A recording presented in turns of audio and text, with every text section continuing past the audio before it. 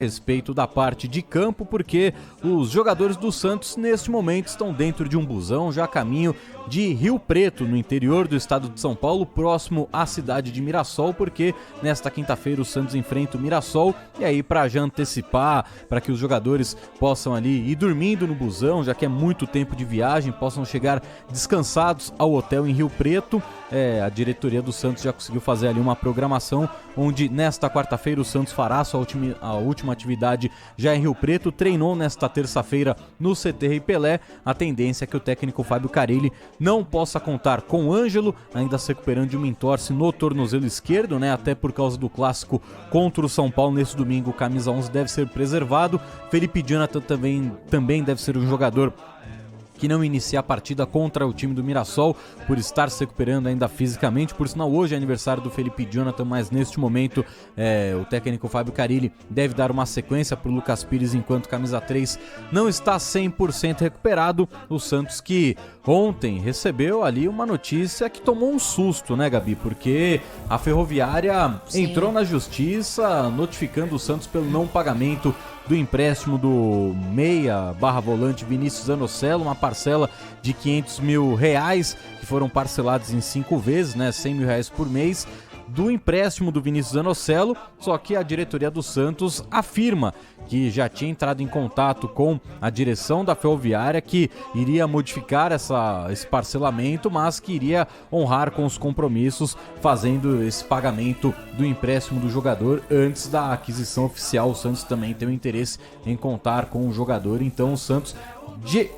afirma que tem um acordo com a Ferroviária, que não deu um calote na Ferroviária, e que isso surpreendeu com essa situação da Ferroviária ter entrado na justiça. A gente tentou o contato com pessoas ligadas à Ferroviária para falar a respeito dessa situação, dar a versão da Ferroviária, do porquê eles entraram na justiça, se realmente tem esse acordo. Eles acabaram ali, como o Santos disse, tendo um erro de comunicação e entrando na justiça, mas representantes da Ferroviária não quiseram conversar com a gente, não quiseram participar aqui dos donos da bola da Rádio Bandeirantes. A gente respeita, mas o torcedor que queria entender um pouco mais essa situação vai ficar sem resposta, porque ninguém da Ferroviária quis se pronunciar, Gabi. A gente tentou bastante, conversou com algumas pessoas ligadas à Ferrinha, que acabaram não querendo se manifestar. Como você disse, a gente respeita, mas aí fica difícil saber quais são os dois lados dessa história, entender a justificativa de cada um dos lados, entender por que entrar com um processo na justiça.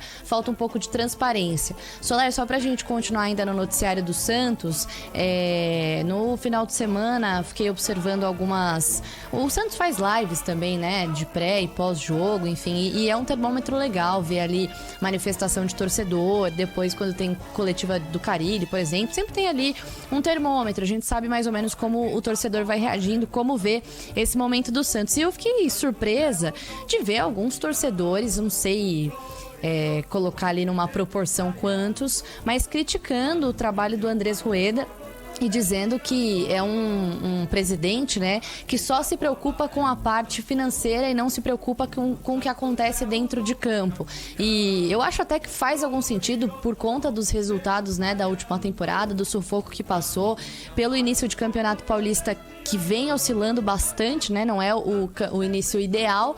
Ainda assim, eu acho que às vezes falta, para o torcedor entender a importância desse trabalho que o Andrés Rueda tem feito internamente, Solera? Você já trouxe mais de uma vez aqui as dívidas que ele conseguiu abater, as negociações, que ele conseguiu fazer com algumas dívidas que o Santos ainda tem de pagar e que a gente sempre reforça, não são da gestão dele. Então o Andrés Rueda está num momento de reformular o Santos, de tentar dar uma perspectiva para os próximos anos. Eu não acho que nessa temporada o Santos vai nadar de braçada, mas eu acho que o trabalho do Andrés Rueda está sendo muito bem feito, pelo menos nesses primeiros meses, já tem mais de um ano, mas queria que você me desse um termômetro do que você acompanha de torcedor do Santos, se esse é um barulho baixo, só de uma parte da torcida, e o que é que o Andrés Rueda tem feito até aqui. A maioria dos torcedores do Santos que eu conheço estão satisfeitos, com finalmente ter um presidente responsável, um presidente que se preocupe com a situação do Santos, né? A gente tem que sempre lembrar,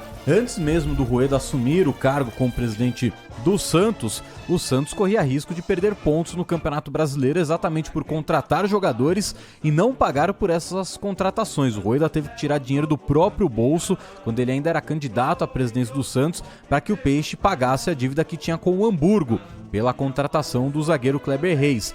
E o Kleber Reis foi contratado em 2017. Essa parte que o Rueda teve que colocar dinheiro do próprio bolso foi em 2020, 3 anos depois da contratação do Kleber Reis. O Rueda teve que pagar a dívida envolvendo também o Leandro Damião, fazer um acordo com a DOM. Hoje o Internacional já entrou na justiça para bloquear, né? Hoje não, né?